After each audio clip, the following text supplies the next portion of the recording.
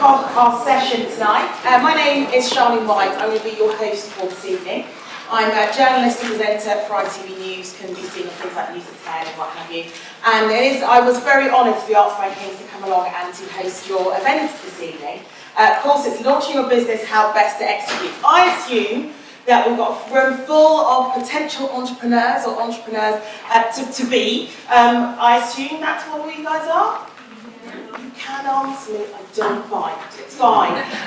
Yeah, we've got some amazing business ideas that are sort of churning away in your heads tonight, yeah? Yeah. Yes, you can talk back to me, it's fine. I'm going to get lots of energy in the room tonight. So you're going to hear some amazing stories from all of our guests who have done incredible things and launched amazing businesses, and there's a lot that you guys can learn. So that's why we're doing this tonight. So as I said, that's me. We do want to make sure we get this conversation not just in this room, but outside of this room as well. We want as many people as possible to understand what Kings is trying to do here. And also, any tips and stuff that we have from our experts, you can tweet those out as well. If you can @InnovateKings and use the hashtag #eConnectors, that would be amazing. And the 3G signal isn't that great in this room, but you can connect to Wi-Fi. It's under Access Kings or Kings Wireless. And you'll find in your pamphlets in front of you, it'll have the codes that you can key in, and also the password, so you're able to tweet and Facebook, take pictures and post on Instagram, or wherever it is that you'd like to do. Right, I would now like to introduce Cosima Gretton, who is actually a student here, but is in the process of launching her second business. As she said, being a student and the time that you tend to have a lot of downtime, it's probably the best time really to start launching businesses and being very creative. But I'll let Cosima tell you her journey. Cosima. Hi, I'm going to talk in just 5 minutes about basically launching technology businesses and my time in Silicon Valley this year. So a little bit of background, I studied psychology at Oxford and then worked for a year in fundraising in an anti-trafficking charity in Mongolia. Then I came to King's and did the graduate medical course. While I was here, I launched a science communication company that I've been running for the last 3.5 years. But I took a year out last year, just before my finals, and spent the year working with health technology startups in an incubator in London, helping them work out health behaviour change and how to implement these solutions in a clinical setting. And at the end of that, I had the amazing opportunity to go to Silicon Valley to a place called Singularity University. Now, I don't know if any of you have heard about it, but essentially Singularity University is based at NASA, right next to Google in Mountain View. And it's the goal of Singularity is to basically leverage what they call exponential technologies. So technologies that increase at accelerating rates to basically solve some of the biggest humanitarian problems that we have today. And the aim, and it's a very kind of American aim, is to positively impact the lives of 1 billion people in 10 years. So I went off there being a bit English and thought, well, that sounds a bit kind of ambitious, but it's actually an amazing place. And essentially what it was a 10-week course where entrepreneurs, scientists, academics, programmers from all around the world spend 10 weeks, 24/7 on this NASA research base. And you learn about these exponential technologies from the Valley. So what they say is that, I don't know if you know about Moore's law, but Moore's law dictates that the density of transistors would double in an integrated circuit board every year. And so a number of different technologies seem to follow this pattern of an exponential curve.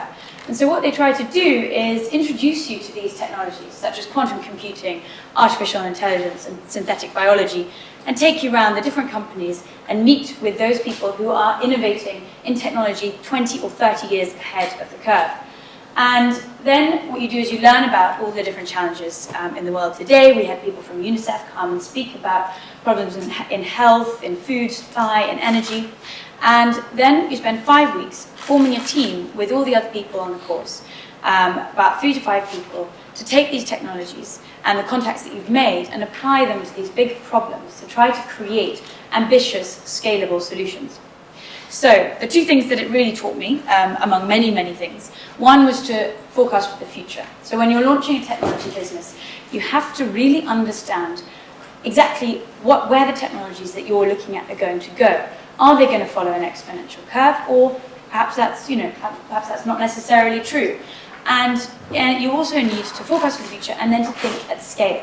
So one of the classic examples that the founder, Peter Diamandis, talks about is that if you're creating a technology solution that is for the present, it's pretty crowded.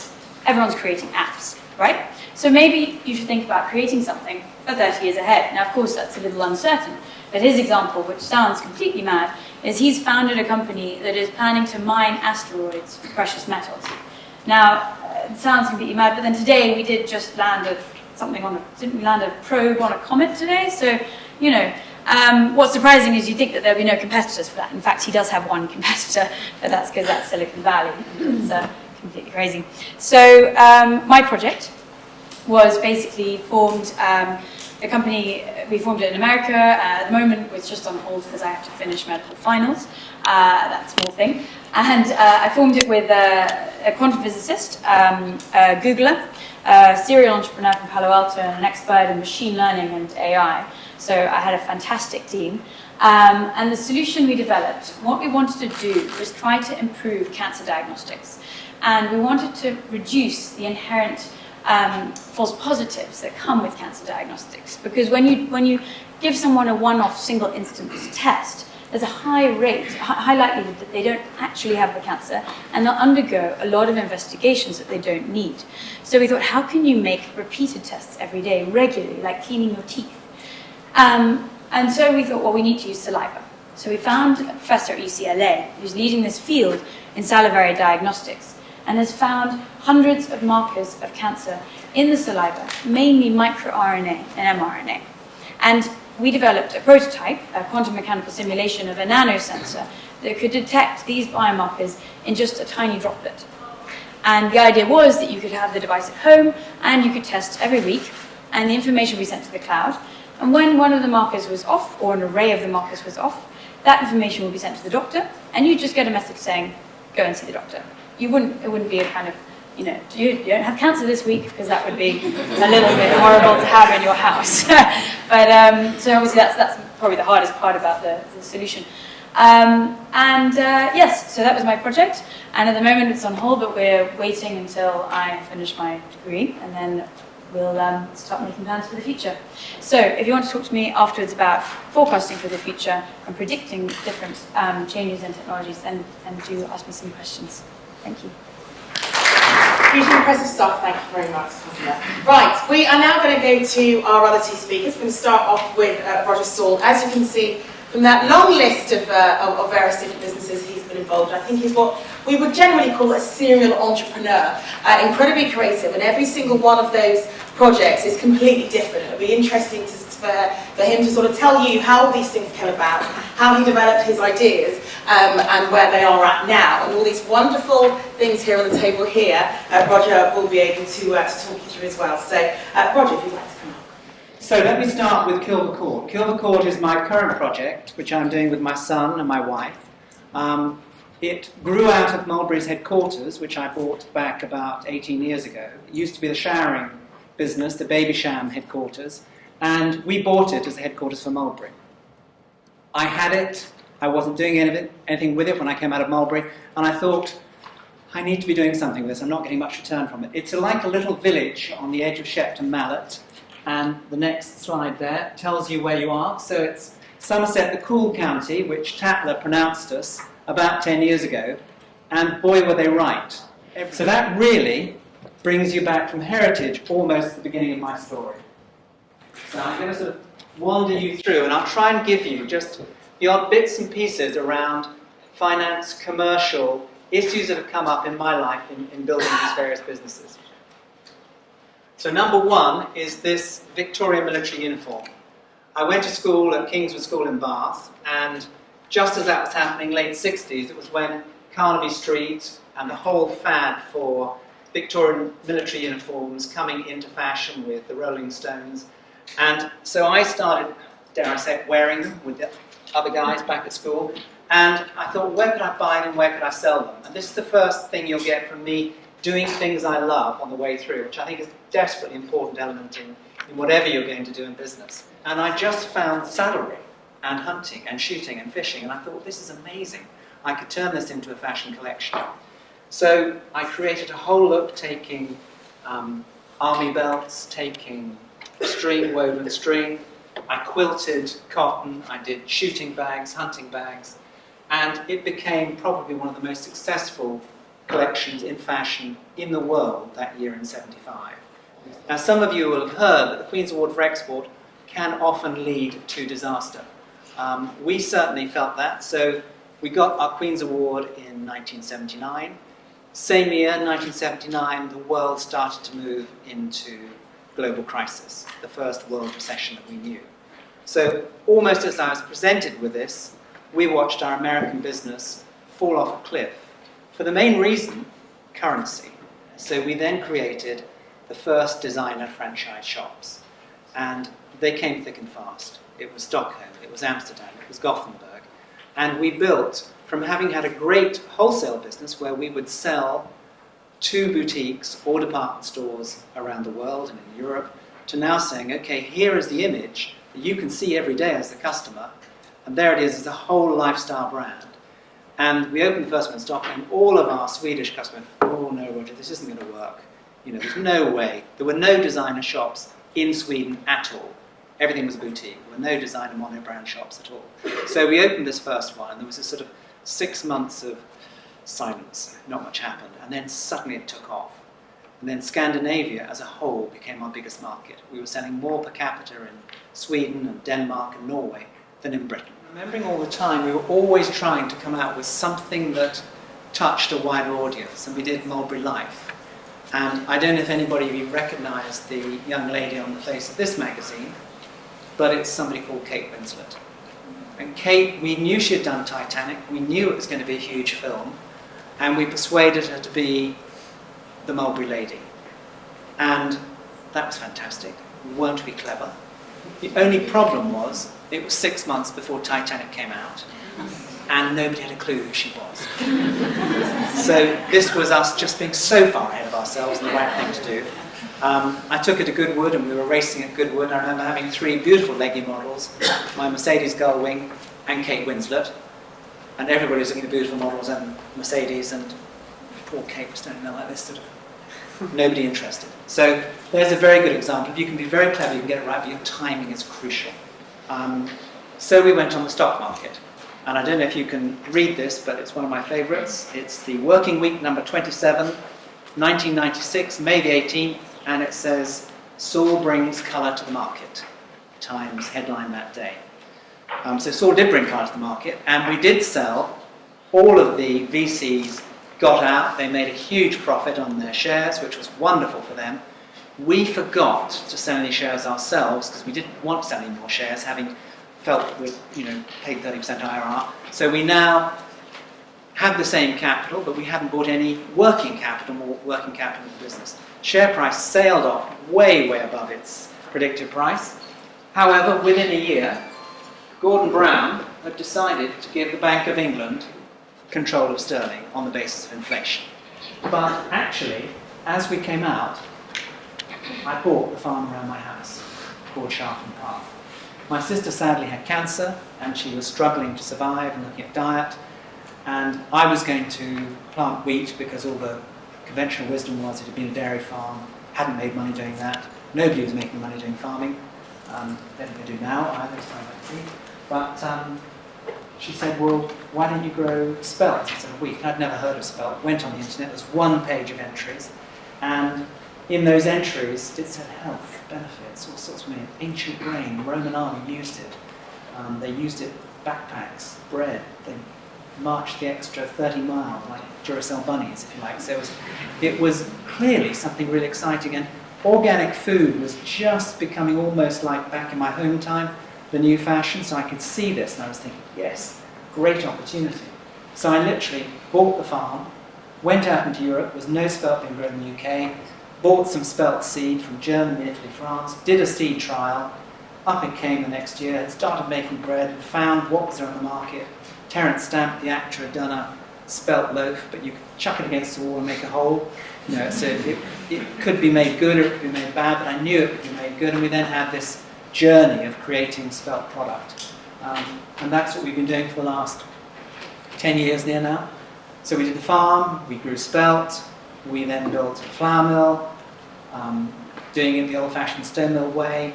We then made cereal product. We realised that you could just about make anything out of SPELT that you could make out of wheat. and so from biscuits to cereals to porridge to pizzas to whatever it is. And there we ended up. So there's one of our packets, and there's some spelt, and here's a picture. In 1850, would you believe that I found totally by chance in the front of a book somewhere, painted by the Reverend Wheatley, of the view from our house out towards Glastonbury Tor. And there you've got 3 or 4 people scything through a crop that would probably have been spelt, totally by chance. And we also found that 7,000 years before, they found grains of spelt in the lake village in Glastonbury. So there'd been that history, and I just found it by chance.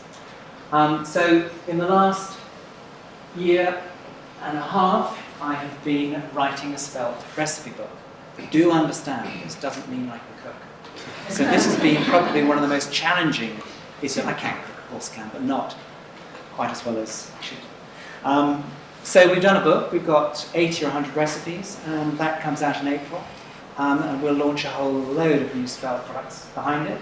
So my life now is absolutely flat out, running between Monty and Freddie at Kilver Court, creating this new designer outlet village with restaurants and weddings and gardens and you name it. In other words, an alchemy of visitor experience and my sharpened out spelt. And that's sort of more than enough for us. So that's my story. I'm sorry to run on slightly longer. I'm going to go on to our next speaker. You can see him up there, Duncan Cheatle, who, again, we could call a serial entrepreneur as well. I'm not quite sure who's doing technical. I don't know how to get it big on the screen for Duncan's speech. But anyway, round of applause. Let's hear from Duncan. I'm going to take a slightly different tack.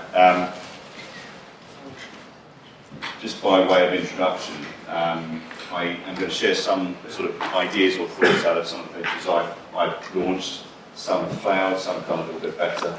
But I'm going to focus also on just some things I've seen from my involvement in the Supper Club, which I founded 11 years ago. The Supper Club is a club for CEOs and founders of fast-growing businesses beyond $1 million turnover. But one of the things that I've had the good fortune, I've chaired over 500 of these round tables. You see the same kind of patterns again and again of what businesses do to succeed and how they overcome the kind of challenges. And you've got a few stats there to give you a flavour of they're the kind of fast-growing businesses that are generating all of the new net jobs in this country. And the second thing, values. When we started 4 or 5 years ago, putting job ads up and saying, this is the vision for the business, but also sharing what our 4 values were. It's amazing how it helped us attract the kind of people we wanted. Now, we wanted people with different skill sets, but we want people that are culturally going to fit in. And if you do actually attract people who have very different value systems, very quickly you're going to find yourself embroiled in kind of managing people in a very time-consuming manner. It's going to really hold you back in your growth. So, vision and values, I think, are something that's worth getting right from the start. Some of you may have heard this expression of, slow to hire, quick to fire. I can't remember the exact figures, but we did some analysis on exactly how much it costs if you hire a perfect, great member of staff and what kind of productivity you get from them. And if you're just starting out, if you accidentally hire somebody who is brilliant or accidentally hire somebody who's absolutely bloody useless, it's going to be transformational for your business one way or the other. One tip I always find amazing is that people sort of look at a CV and invite people in for an interview without doing a phone interview. A quick call, you can often weed out people that just have got absolutely no chance of sort of making it into your team.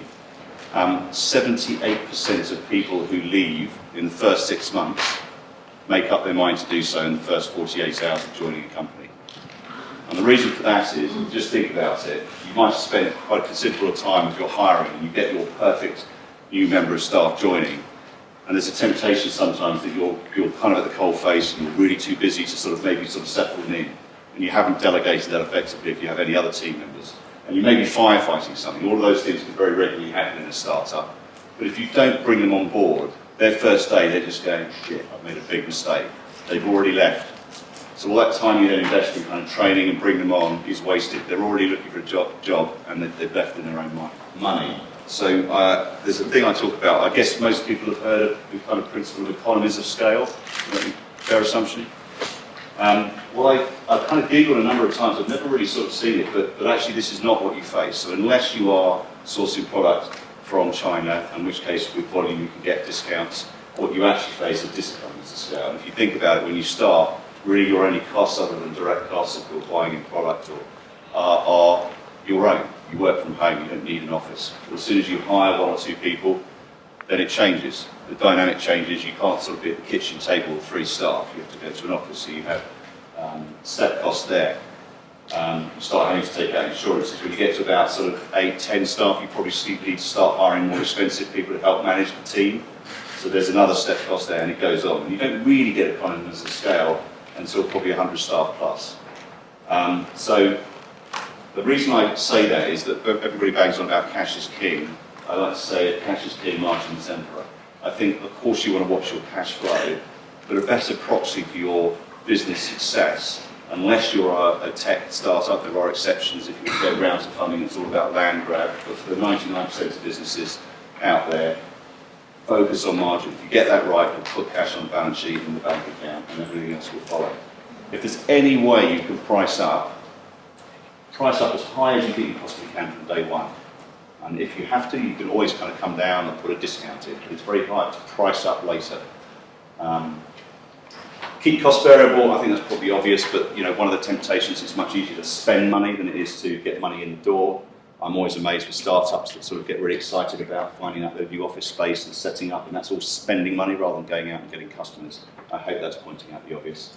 The last one I wanted to share was a couple of stories, because I think the tendency is people go out and look to raise money sometimes when they should be really looking at alternative ways to fund their business, and primarily getting their customers to pay. I worked with a friend of mine. A friend of mine came in to see me about 5 or 6 years ago, and he ran a market research agency. That's typically a very competitive, cost-plus space. So you work out all your costs, you add your margin, and then you go and pitch that price. And it's fairly dictated. If you're too punchy, you're just not going to win the pitch. And he sold research projects to the motor industry, the big FMCG firms all around the world. But he had this new mobile phone-based bit of technology research, and he came to me and he was going to apply the same things that I wanted advice on going and raising some money. And we sort of looked into it. About an hour and a half later, we kind of concluded there was no need for that. What he did instead was he went back to his customers who had no idea what this would cost. They just loved it. So I think he tripled the price that he was originally going to go out with. Well, that obviously helped his margin. He got them to pay up front, and what he offered in return was exclusivity for a year. The truth was he wasn't going to, with the lead times he had, to go and sell it in to anyone else in that period anyway, so he wasn't really giving anything away. And I guess the lesson there is understanding, whoever you're dealing with, what the value points are. And I think sometimes people are quite linear and very focused on 1 or 2 things. But your suppliers or your customers or clients very often will value things that you're not putting a value on. So getting a feel for what those things are can save you hordes. So if I was going to kind of wrap up, I'd say, of all the things I've seen in these 500 round tables, and in my own experiences of kind of various failures and some moderate successes, there are kind of 5 golden rules. And if you want some sort of takeaways apart from kind of people, time and money, and just keeping it simple in terms of how you manage things, right focus. 5 golden rules. The first one, it seems to have got a bit misaligned, but anyway.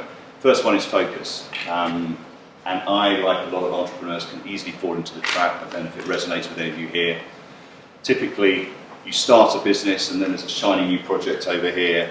And I think it's very, very difficult at startup phase to go off and do multiple things and make a success of it. I think it's much easier once you've got scale to do that. I see lots of people when they get their first business off and it's usually successful, they go into other niches, or they perhaps exit and they become more of a portfolio investor, entrepreneur.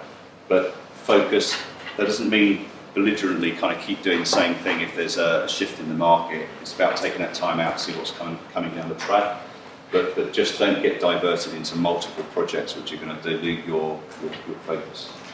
Second one is communicate. I think the ideal here is to kind of end ambiguity. It's amazing how what's in your head even with the best communicators, doesn't always translate directly into the head of the people you're trying to communicate with. And there's just a few things you can look at. Where does time get wasted, or where does communication break down? And in my business, we deal with entrepreneurs who've got an attention span of a gnat. So when our team write an email that kind of goes below the fold, I mean, I just say, what are you doing? Well, they don't do it anymore, but they can be tempted with new members of staff. We drum it into them that typically entrepreneurs will get an email, they'll literally go like that, and if they can't get the gist of it, it's gone. Or it's like, I'll come back to it later, which means they'll never come back to it. So if you're trying to get their attention, you've just got to make it super clear. But I think that's a fantastic discipline with whoever you're trying to communicate with. I mean, the advertising world works on that basis. Great copy is short. So just obsessing about how you communicate can substantially improve your business life. Third one is delegate. And I love the ideal, which I know sounds a little unrealistic from day one, but aim to make yourself redundant. The best businesses in our club don't generally have much to do day to day. Now, as a stepping stone to that, I said earlier, identifying the things that you love doing, probably the things you do best, and just aim to delegate those out, whether it's to part-time staff, to outside suppliers, is a fantastic kind of, just invest in the time. If you get it wrong the first time, don't be put off by that. It just means you hired the wrong person, try again, or the wrong supplier. There are always risks to every business, not just the sort of technological ones, regulatory, etc. So I'm just going to wait. Those are the 5 things I've seen commonly that businesses that scale from start-up, when they're executing, if you keep those golden rules in mind and keep your time, money, I wish you the very best of success. I'll leave it there. You have to recognise in a brand, if you're building a brand, whatever it might be, you have a long period of time when you're underwater. You know, and you're popping up every now and then, you've got your snorkel, just getting a bit of air. But so often, you're deep down there, and you've really got to have resilience. Don't even begin to go there if you're not going to have resilience. And that's got to be something you've got in yourself or not. But sometimes you're under there for years. Years and years. You'll get nice sparks that give you a bit of life, but be prepared to go for the long term. And I go very fast at things, but still it could be a long time before you come up. I guess from my perspective, I'm quite interested in design in healthcare, and I think there's 2 things to that I'd like to talk about. One is open source, and there's lots of amazing new platforms where you have basically online large groups of people from across the world collaborating to design around a particular solution. And I don't know about it in fashion, but I know that it's a big movement now in a lot of different industries. There's one big platform called OpenIDEO, who were recently creating one around solutions for Ebola. And you have people, and then the other factor as well in healthcare, you have a lot of designers. In fact, the RCA are now working with Imperial College London and doctors to design solutions in hospitals. So for me, I think collaborative design is incredibly important. And actually, one of the things that I think I'd like to reflect on what you just said is when you bring in lots of different expertise from lots of different areas, you get a lot of different insights, and you get people coming up with solutions and ideas that you would not have come up with otherwise when you remain in one particular field. So yeah, I think there's 2 sides to it. One is collaborative, forming teams of lots of different specialties, but also then open sourcing.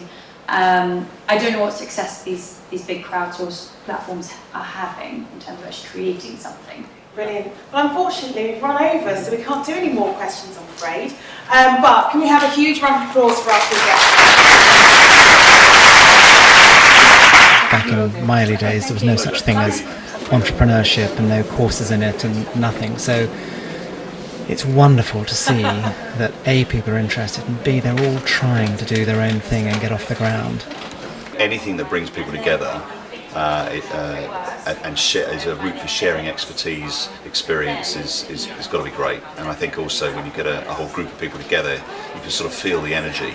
And I think it's just reassuring to be in and around other people who are trying to grow their, starting out or growing their business. So it's inspiring and great learning it. I've been, trying to find that kind of community at the King's Medical School, and I think as we change the way health is run over the next, huge transformation over the next 20 years, educating medical students in how to make changes as entrepreneurs and within the NHS is going to be really important. So I'd like to actually see a lot more of this in the King's Medical School, and I'm glad it's happening in King's as a whole. Don't underestimate or don't undervalue what you're doing. So in other words, try and price up and make sure you've got margin in your business. you must be a risk taker, but you have to plan. And I think planning and thinking ahead what's going to be around the next corner. You have to be resilient, and you've got to dig deep. Go for it now, because you actually probably won't have this much free time, although you are probably, you've got to commit to doing medicine and be very serious with that. But find a great team.